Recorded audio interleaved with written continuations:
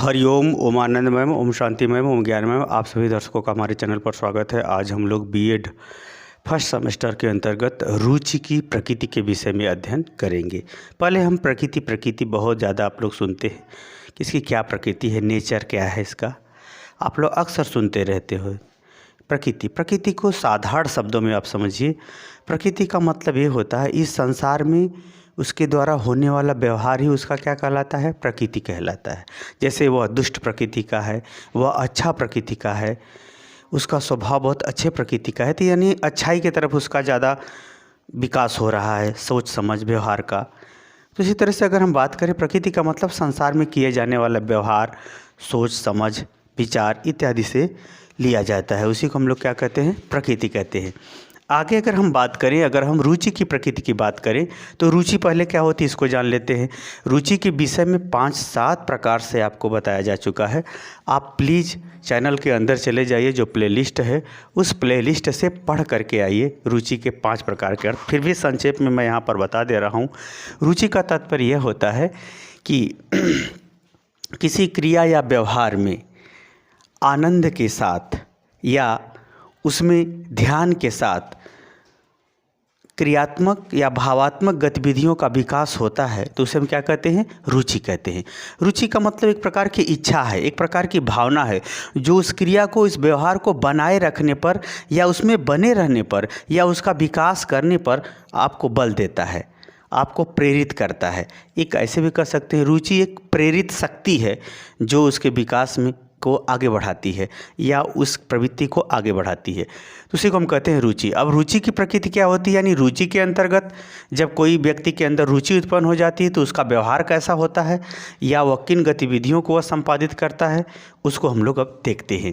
तो रुचि की प्रकृति की हम बात करें तो रुचि एक प्रकार की क्या है, भावना है, एक भावात्मक इसकी प्रकृति है जो होती है परंतु क्रिया के रूप में दिखाई देती है और उसके प्रक्रिया के रूप में दिखाई देती है, उसमें उसकी तन्मयता के रूप में दिखाई देती है। अर्थात रुचि एक व्यक्ति की भावना है जो उस क्रिया को, उस व्यवहार को, उस संदर्भ को बनाए रखने पर या बढ़ाने पर बल देती है। दूसरा, अगर आदत की बात करें, अगर कोई, जैसे हम लोग हैं जहाँ गेहूँ ज़्यादा होता है वहाँ के लोगों की रुचि रोटी में ज़्यादा हो जाती है, जहाँ चावल ज़्यादा होता है वहाँ लोगों की रुचि चावल में ज़्यादा हो जाती है खाना खाने की। तो कहने का मतलब ये है कि जैसा आपकी आदत पड़ जाए उसमें सहजता से सबकी रुचि उत्पन्न हो जाती है। तो जैसा जिसका आदत हो उसमें उसकी रुचि पड़ जाती है, उसको, उस स्थिति को हर स्थान पर वो खोजता है या बनाए रखने पर बल देता है। उसी तरह से रुचि ज्ञान भी है। जैसे आपने महत्व को समझा कि ये चीज़ ऐसी है, ये चीज़ ऐसी है, ये चीज़ ऐसी है, तो जितना ही आप किसी के ज्ञान होता है जिस विषय में, जिस व्यवहार में, जिस क्रिया में, उसमें आपकी उतनी ही रुचि उत्पन्न हो जाती है। जिस चीज़ को आप नहीं जानते उसमें रुचि नहीं होती, जिस चीज़ को आप जानते हैं उसमें रुचि होती है, और वह उस ज्ञान में अपना लाभ हानि जो कुछ भी जोड़ना हो जोड़ लेते हैं।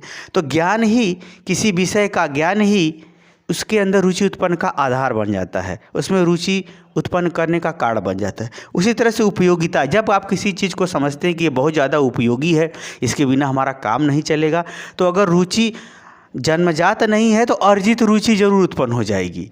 कहने का मतलब यह है कि आप उपयोगिता अनुसार किसकी क्या ज़रूरत है हमारे जीवन में, व्यवहार में, क्रियाकलाप में, जिसकी जितनी ज़्यादा ज़रूरत होगी, जितना ज़्यादा आपके लिए आवश्यक होगा, ज़्यादा काम का होगा, उसके प्रति रुचि आपके अंदर उत्पन्न हो जाएगी।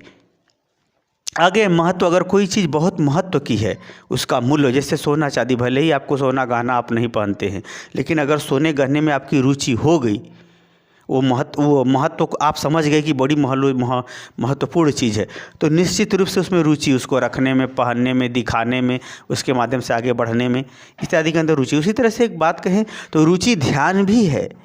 रुचि की प्रकृति कैसी है, ध्यान है। जब रुचि उत्पन्न होती है तो उस विषय पर व्यक्ति ज़्यादा ध्यान देता है। जब ज़्यादा ध्यान देता है तो दिमाग भी ज़्यादा काम करता है। जब दिमाग ज़्यादा काम करता है तो धीरे धीरे व्यवहार भी ज़्यादा काम करता है और धीरे धीरे उसका विकास शुरू हो जाता है। एक प्रकार से अगर हम बात कहें तो रुचि व्यक्तित्व का ड्राइवर है, आदमी के व्यक्तित्व का क्या है, ड्राइवर है। जैसे कितने घरों परिवार में अगर देखा जाए तो जो जिसके संरक्षण में ज़्यादा लोगों का हित सुरक्षित रहता है उसी को गार्जियन बना देते हैं। तो इस प्रकार से वह घर का ड्राइवर का काम करता है। तो रुचि एक ध्यान है, जो व्यक्तित्व के विकास का ड्राइवर है। अगर आप किसी चीज़ पे ध्यान नहीं देंगे तो उसमें रुचि भी उत्पन्न नहीं होगी, रुचि उत्पन्न होगी तो ध्यान भी उत्पन्न हो जाएगा। कहने का ये तात्पर्य यह है कि जितना ही आप किसी विषय को ज़्यादा ध्यान देंगे उसमें ज़्यादा रुचि उत्पन्न होगी, उसमें ज़्यादा दिमाग काम करेगा, ज़्यादा व्यवहार करेंगे। इस प्रकार से क्या होते हैं, रुचि ध्यान भी है। अगर बात कहें तो रुचि सुख शांति भी है। रुचि में एक अनुभूति होती है, सुखद अनुभूति होती है, सुख शांति भी उसमें मिलती है, उसको आनंद मिलता है। तो रुचि कोई क्रिया हो, कोई व्यवहार हो, चाहे कोई जीवन हो या कोई कार्य हो या कोई घटना हो। जैसे दुष्ट लोगों को दूसरे की आलोचना करने में बड़ी रुचि आती है, बड़े खुश होंगे, फलाने बर्बाद हो गए, ढिकाने बर्बाद हो गए, ऐसा लोग करते रहेंगे। तो कहने का तात्पर्य है कि रुचि ऐसा नहीं कि हमेशा सकारात्मक ही होगा या नकारात्मक ही होगा, वो सबका अलग अलग ढंग से अलग अलग क्रियाकलापों के अनुसार उसको देखा जाता है। एक रुचि आपको विकास पे ले जाती है, दूसरी रुचि पतन पे ले जाती है। तो रुचि जो है सुख शांति भी देती है। ये अलग बात है कि दुष्ट को गलत कार्यों में शांति मिलती है और अच्छे को अच्छे कार्यों में मिलती है। तो एक प्रकार से सुख देती है, उसमें एक शांति देती है, एक तन्मयता देती है, एक आनंद देती है। सुख अनुभूति है। रुचि क्या है, एक अनुभूति है। जिस अनुभूति को वह बनाए रखने पर बल देता है, उसके अनुभव में आता है, उसके दिमाग में आता है, उसके समझ में आता है, व्यवहार में आता है।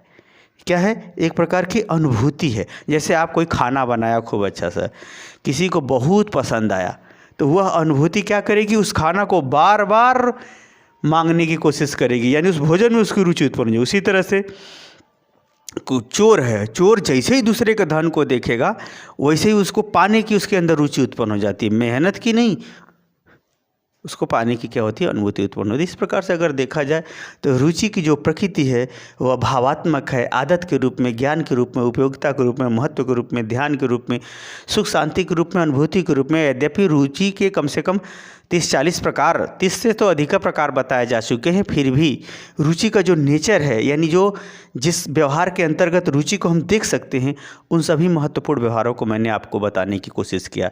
तो रुचि की प्रकृति विभिन्न व्यवहारों के अंतर्गत भावात्मक, आदत, सुख शांति, अनुभूति, ज्ञान, उपयोगिता, महत्व, ध्यान, आनंद इत्यादि के रूप में हम लोग देख सकते हैं, इसको समझ सकते हैं, जो इसके निर्माण में, इसको बनाए रखने में, रुचि के विकास में, रुचि को बनाए रखने में, व्यक्तित्व का निर्माण करने में महत्वपूर्ण योगदान देती है।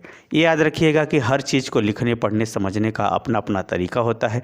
मेरा मात्र यही उद्देश्य है कि इस व्याख्यान के माध्यम से आप किसी विषय को अपने दृष्टिकोण से, अपनी द्वारा समझते हुए, स्वयं उस पर आप कमांड रखते हुए अपने व्यक्तित्व का विकास कर सके। तो मुझे उम्मीद है कि रुचि की प्रकृति को आप समझने में सफल हो गए होंगे। समझने में सफल हो गए हो तो देरी न कीजिए, कमेंट बॉक्स में ज़रूर बताइए कि आपको वीडियो कैसा लगा।